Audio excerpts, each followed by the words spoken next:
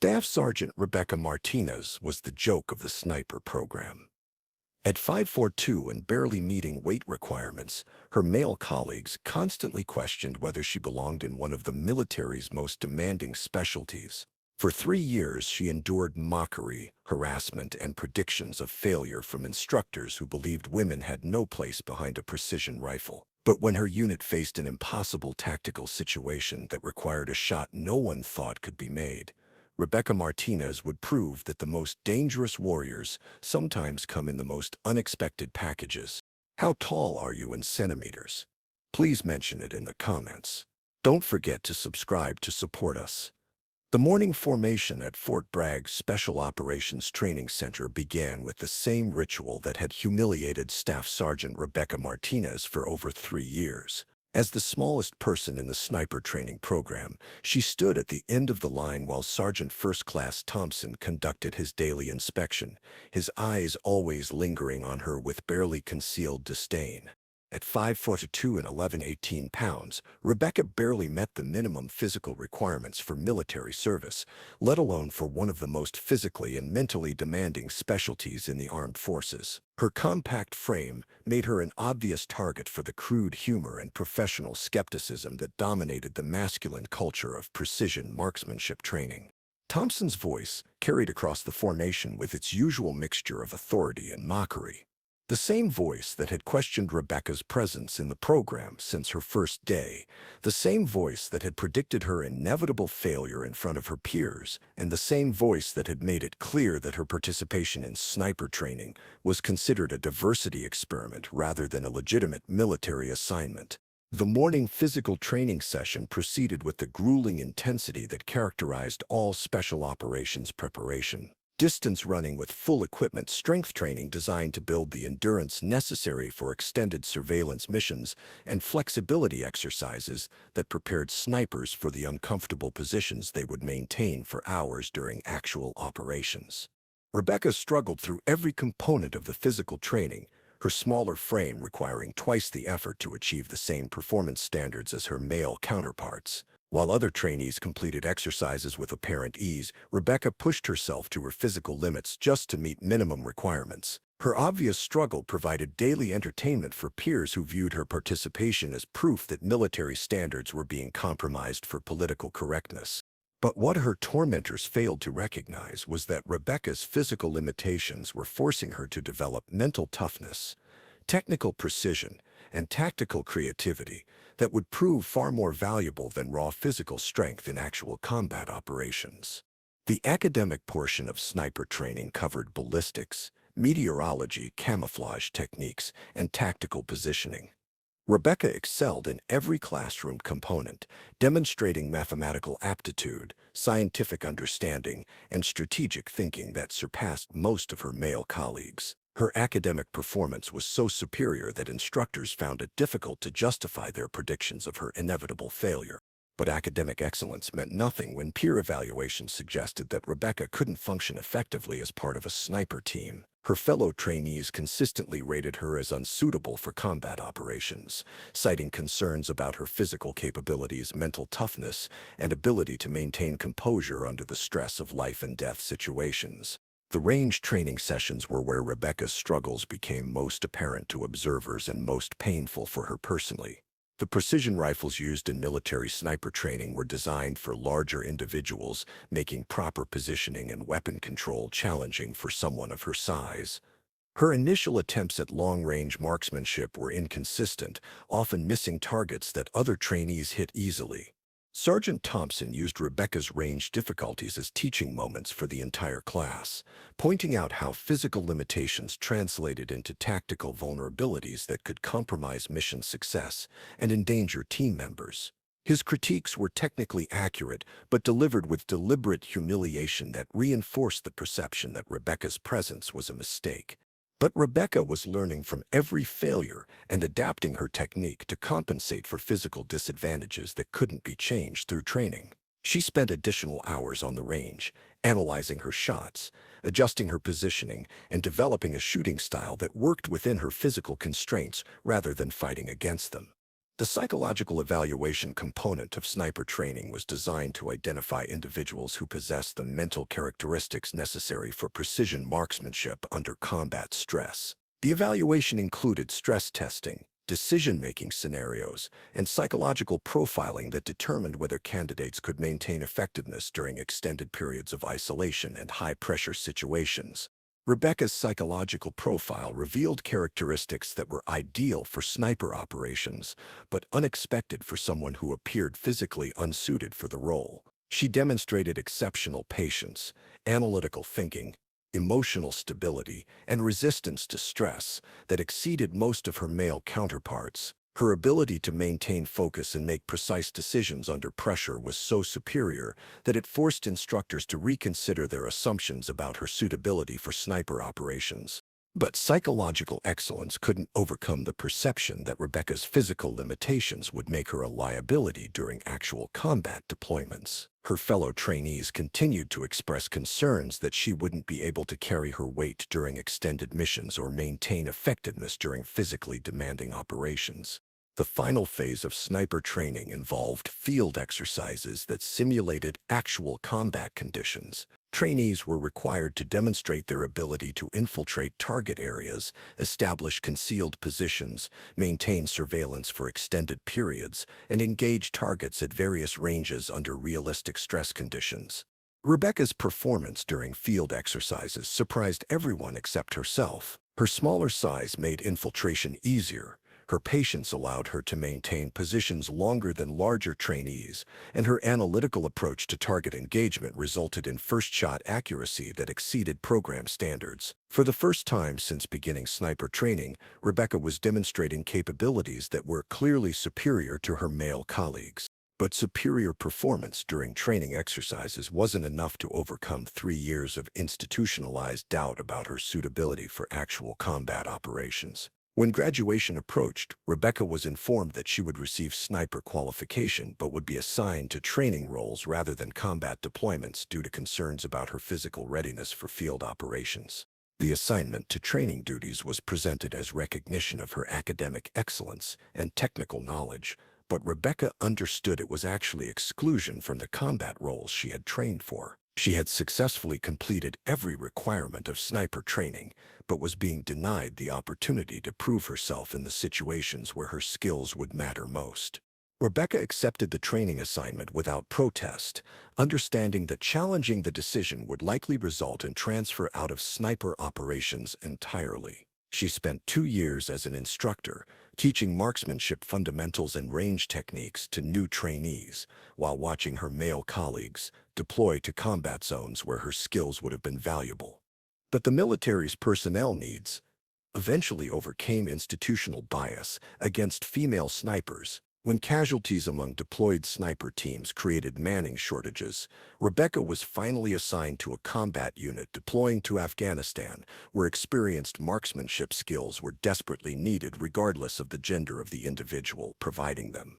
Her deployment to Forward Operating Base Chapman in eastern Afghanistan placed her with Alpha Company, 2nd Battalion, 75th Ranger Regiment, an elite unit conducting direct action missions against high-value targets in Taliban-controlled territory. The unit's sniper element had recently lost 2 team members to IED attacks, creating capability gaps that needed to be filled immediately. Staff Sergeant Jake Morrison, the unit's senior sniper, greeted Rebecca's arrival with obvious skepticism. His team had been operating with reduced capability for weeks, and the assignment of an untested female sniper to fill critical positions seemed like bureaucratic incompetence rather than tactical reinforcement. Morrison made it clear that Rebecca would need to prove herself quickly or be reassigned to duties that wouldn't compromise mission effectiveness.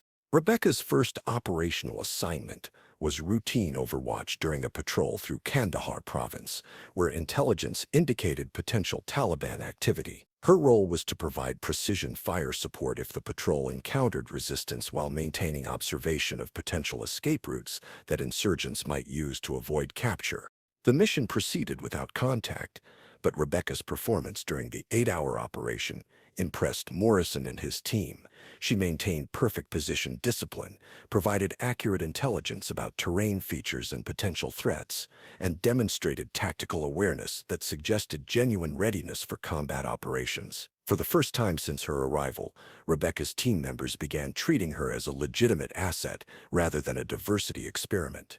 The mission that would transform Rebecca from skeptical acceptance to legendary status began as a routine reconnaissance operation targeting a Taliban commander named Abdul Rahman, who had been coordinating attacks against coalition forces throughout the region. Intelligence indicated that Rahman was operating from a compound in the mountains near the Pakistan border, using the remote location to avoid detection while planning operations against American forces. Alpha Company was tasked with confirming Rahman's location and eliminating him if the opportunity presented itself. The mission required a 4-day movement through hostile territory, establishment of observation positions overlooking the target compound, and precision engagement if Rahman could be positively identified. Rebecca was assigned as the primary sniper for the operation, with Morrison serving as her spotter and team leader. The assignment represented the first time Rebecca would be responsible for a high-value target elimination, and Morrison made it clear that mission success would depend entirely on her ability to make a single perfect shot under combat conditions. The infiltration to the target area required 2 days of movement through mountainous terrain that tested every physical capability Rebecca had developed during training. The team carried specialized equipment, ammunition, and supplies necessary for extended operations, while maintaining noise discipline and avoiding detection by Taliban patrols known to operate in the area. Rebecca's smaller size proved advantageous during the infiltration, allowing her to move through terrain features that would have been challenging for larger team members while carrying the same equipment load that tested the endurance of much larger soldiers. Her performance during the approach march earned grudging respect from team members who had questioned her physical readiness for extended field operations. The observation position overlooking Rahman's compound was established on a ridge approximately 1,200 meters from the target building. The position provided clear sight lines to the compound entrance and courtyard areas where Rahman was expected to appear, based on intelligence about his daily routines and security procedures. Rebecca and Morrison established their hide site using camouflage techniques that made their position virtually invisible from the target area, while providing the stability and concealment necessary for precision shooting. The position would need to be maintained for up to 72 hours while waiting for Rahman to present a clear target opportunity.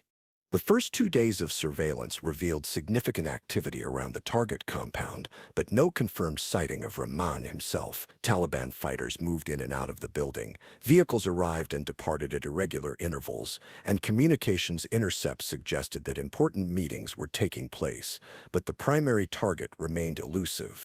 On the 3rd day of observation, electronic surveillance detected communications indicating that Rahman was planning to depart the compound within hours to avoid coalition forces that were suspected to be operating in the area. The intelligence suggested that this might be the only opportunity to engage the target before he disappeared into Pakistan, where he would be beyond the reach of American forces. Morrison and Rebecca maintained constant observation throughout the day, waiting for Rahman to present himself as a target.